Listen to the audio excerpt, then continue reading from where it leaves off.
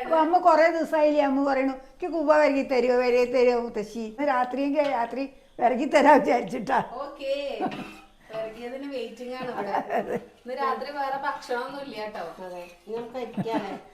മുത്തശ്ശി 2-3 ദോശ കഴിച്ചിട്ടാ അപ്പൊ പറഞ്ഞത്. അപ്പൊ മുത്തശ്ശി ഇല്ല കട്ട് അതും കൂടെ എനിക്ക് ഒഴിക്കട്ടെ. അപ്പൊ ശർക്കരയൊക്കെ ഒഴിക്കുകയാണ്.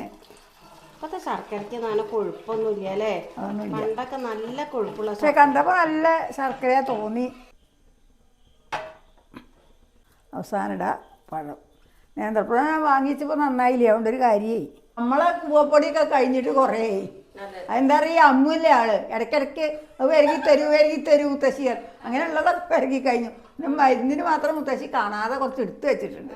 അപ്പോൾ പുളിക്കൽ പോയപ്പോൾ ഉഷ തന്നതാണിത്, മുത്തശ്ശിക്കുള്ളതാണ് കേട്ടോ എന്ന് പറഞ്ഞിട്ട്. അമ്മയ്ക്ക് പിന്നെ കുറെ ചെടികൾ കൊടുത്തു. പിന്നെ സേമിയ അല്ല റാഗി സേമിയ എല്ലാവർക്കും ഇപ്പൊ വയ്യായൊക്കെ അപ്പൊ അതൊക്കെ മാറി കഴിഞ്ഞിട്ട് ഒരു ദിവസം ഉണ്ടാക്കുന്നുണ്ട്. മറ്റേത് പിടിച്ചൂല, അന്ന് വേറെ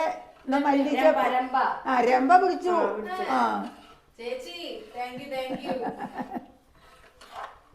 അടിപൊളിയായിട്ടുള്ള നമ്മൾ കൂവ വിരകിയത് ഇവിടെ റെഡി ആയിട്ടുണ്ട്. ഇനി ഇത് കഴിക്കാനുള്ള ഒരു സംഭവം മാത്രമല്ല കേട്ടോ. അപ്പോൾ അപ്പടൊക്കെ കൂട്ടി ഒരു പിടി അങ്ങോട്ട് പിടിക്കുക.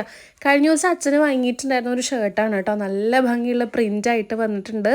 280-300 ഉള്ളിലേ ഉള്ളൂ കേട്ടോ. ഞാനൊക്കെ ടെക്സ്റ്റൈൽ ഷോപ്പിലൊക്കെ പോയി കഴിഞ്ഞാൽ പ്രിൻറ്റഡ് ഷർട്ടിനൊക്കെ 500-600 രൂപയൊക്കെയാണിത്. 300 രൂപയുടെ ഉള്ളിൽ കിട്ടിയപ്പോൾ എനിക്ക് ഒരുപാട് സന്തോഷമായി. അപ്പോൾ നിങ്ങളെയും കൂടെ കാണിക്കാൻ വേണ്ടി ഓടി വന്നതാണ്. ലിങ്ക് ഞാൻ താഴെ ടാഗ് ചെയ്യാം.